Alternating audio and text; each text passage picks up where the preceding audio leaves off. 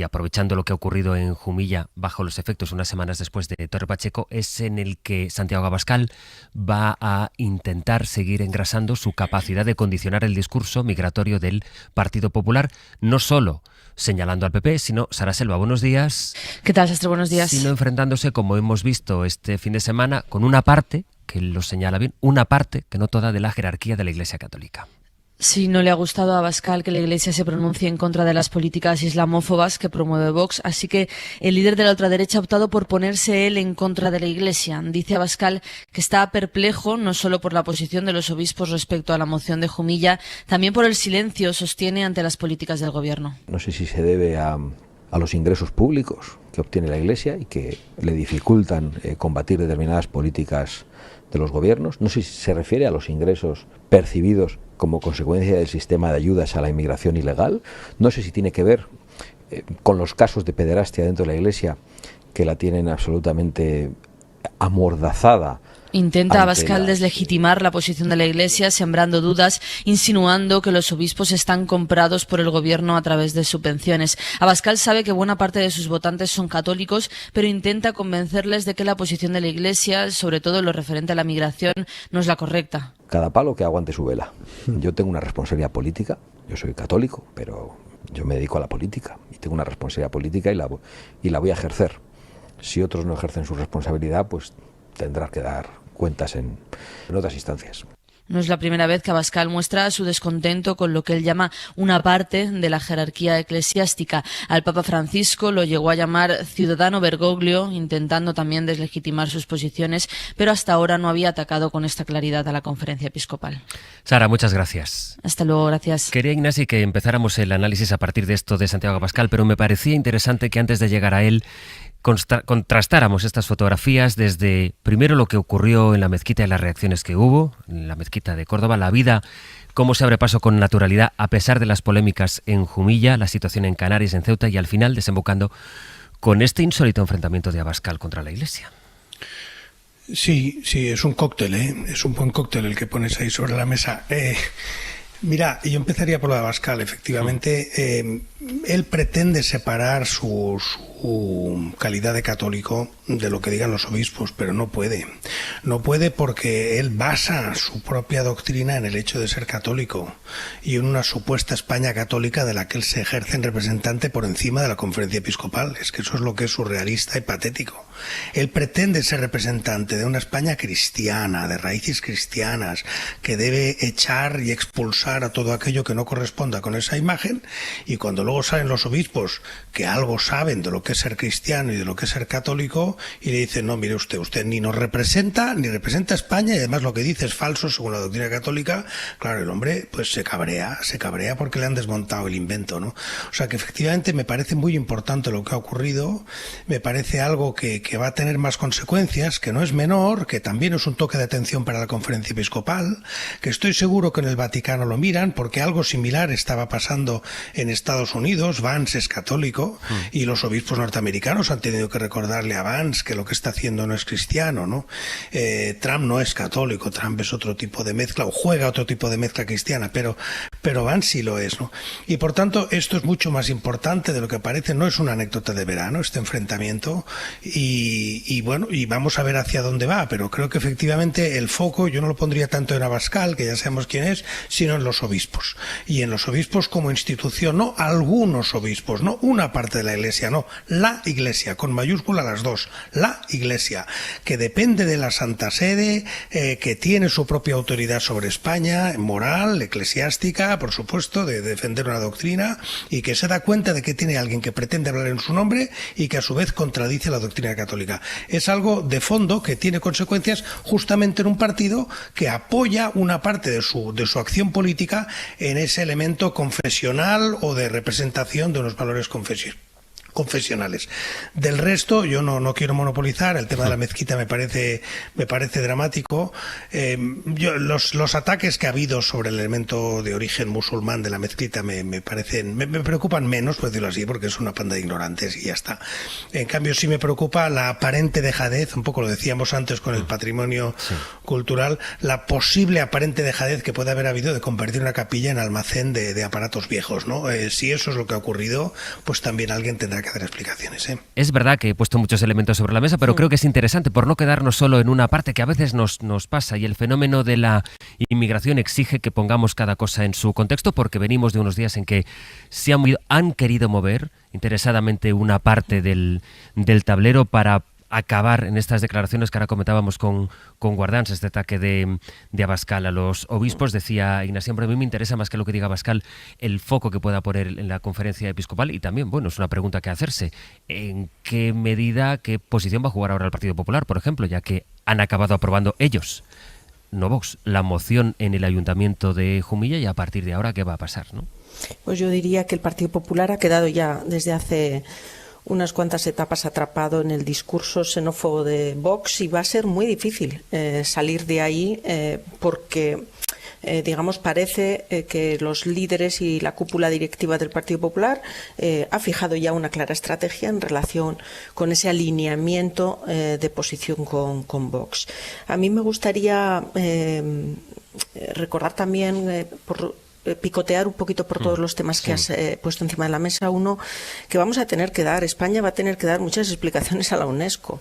Va a tener que explicar qué ha pasado en Córdoba, y va a tener que explicar también qué ha pasado en las médulas, en esa labor de asunción de responsabilidades y transparencia en qué es lo que ha ocurrido, qué podía haberse hecho para evitar esto.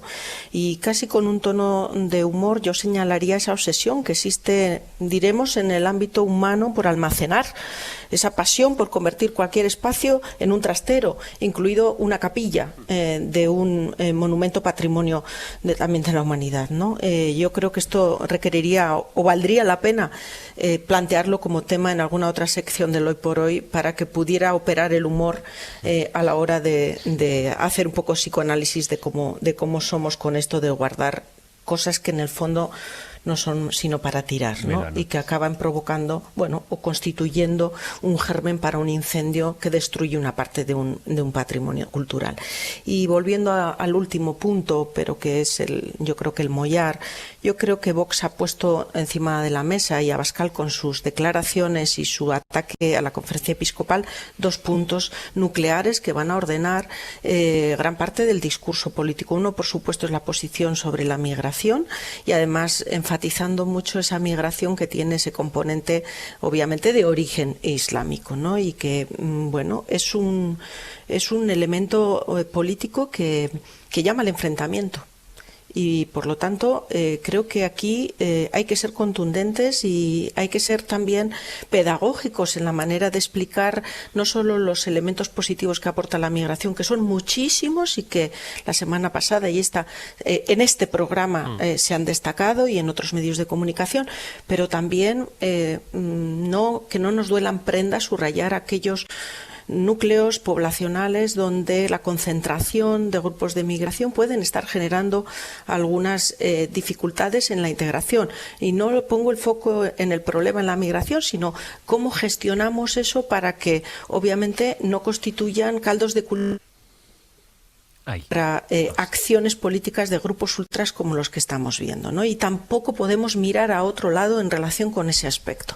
Y acabo con el tema del ataque directo a la conferencia episcopal, porque yo creo que se equivoca Vox, pero sobre todo pincha en hueso, porque de lo que estamos hablando es de perimetrar un derecho fundamental como es el derecho a la libertad de culto, y ahí la Iglesia con la conferencia episcopal lo tiene claro, no clarísimo, va a defender siempre la mayor expansión posible de este derecho, porque va en ello también su acción como Iglesia. Por lo tanto, creo que es un error porque pincha en hueso.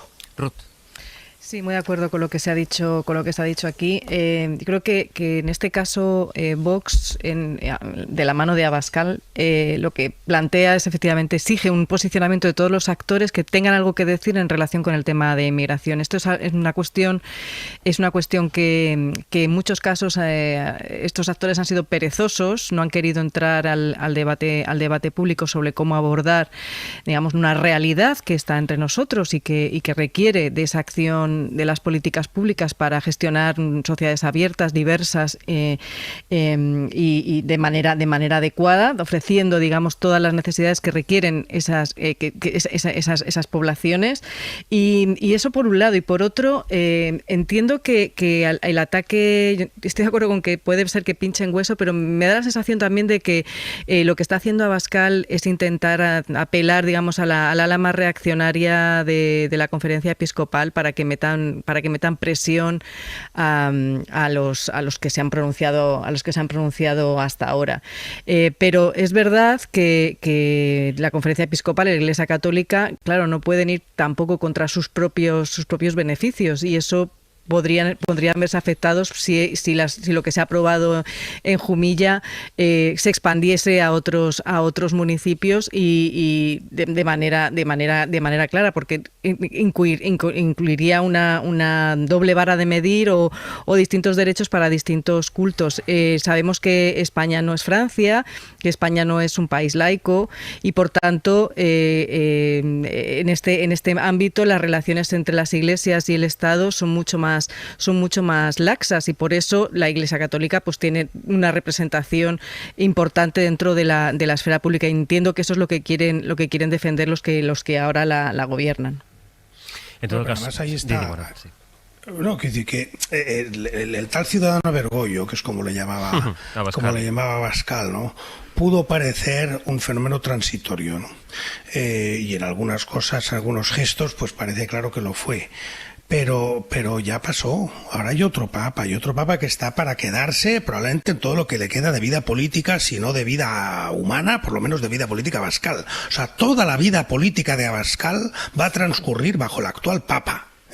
Y el actual papa habla de inmigración en las antípodas de Abascal. Por tanto, esa idea que tiene Abascal, que puede tener, es una tentación que tienen en Vox, de vamos a ver si nos apoyan los elementos más rancios, algunos obispos que hay por ahí y tal, que se olvide.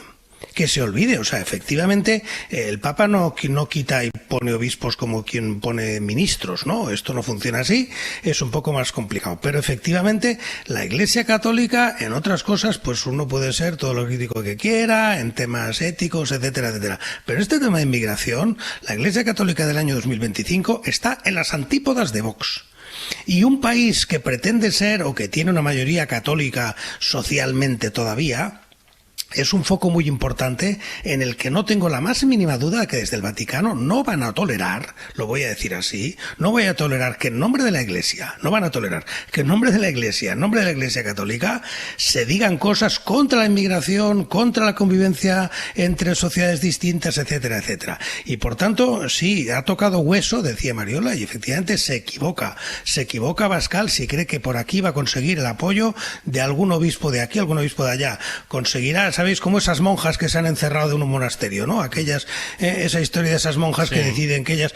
Bueno, pues si cree Abascal que puede construir una alternativa política con cosas así, ellas también tienen un obispo, ¿no? Pues ese tipo de cosas se equivoca del todo. En tema de inmigración, la Iglesia Católica está en otro lado. Y eso me parece importante. No es por hablar de la Iglesia, es porque efectivamente eso tiene consecuencias sociales, y las tiene especialmente en la derecha, donde todavía el peso, por supuesto, de la Iglesia Católica, el peso social, pues es importante, claro. Y en un momento, además, Mariola, en el que Está dicen culto, las encuestas... Sí. Didi, Mariola. Sí, insistía en el tema de la libertad de culto, que es un derecho que la Iglesia va a defender con uñas y dientes, y no le van a encontrar como, digamos, actor que apoye a Vox o al Partido Popular en mociones que traten de limitar ese derecho, aunque sean para otras opciones y expresiones religiosas. La Constitución, lo apuntaba Ruth, ¿no? Efectivamente nos define como Estado acogedor, confesional, pero las sentencias del Tribunal Constitucional hablan ya de un laicismo positivo, en virtud del cual los poderes públicos reconocen el fenómeno religioso en España. El mayoritario, que es obviamente la Iglesia Católica, con cada vez menos predicamento en el ámbito social, pero otras expresiones, por supuesto, también con las que el Estado tiene las relaciones jurídicas y económicas en los términos que determinan los acuerdos que han firmado. Y el derecho a la libertad de culto es que es algo que va, algo mollar, algo nuclear en lo que es la Iglesia Católica. Se pierde la comunicación con Mariola. Vamos a ver si podemos reconectar la línea de Mariola. Pero lo interesante aquí, además, Ruth, no es tanto esta fractura, que desde luego es interesante por ver en qué puede derivar esta ruptura o este discurso que separa a Vox de la jerarquía de la Iglesia, sino en qué medida esto puede incidir en un momento en el que dicen las encuestas que Vox está acaparando cada vez el voto y la atención de más gente. Una población que en principio no había votado hasta ahora a la ultraderecha, pero que lo tiene, empieza a plantearse votar a Vox.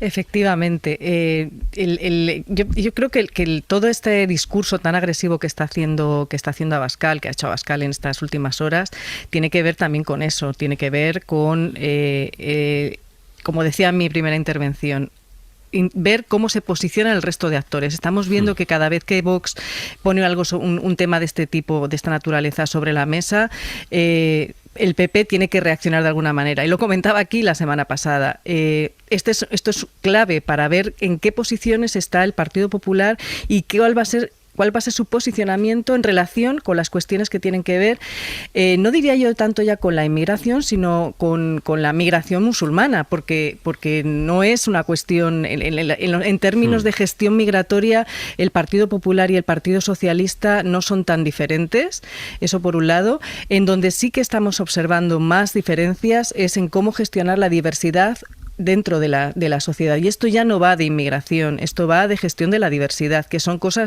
temas muy diferentes, aunque a veces los mezclamos de manera permanente, pero una cuestión es cómo gestionar esas llegadas y otra cuestión es cómo gestionar la diversidad y cómo adaptar a las sociedades a esa diversidad. Y esto es algo que tenemos en el debe todavía, ¿no? Es verdad que se pusieron en marcha durante el periodo de la época de Zapatero políticas de integración social que estuvieron bien dotadas.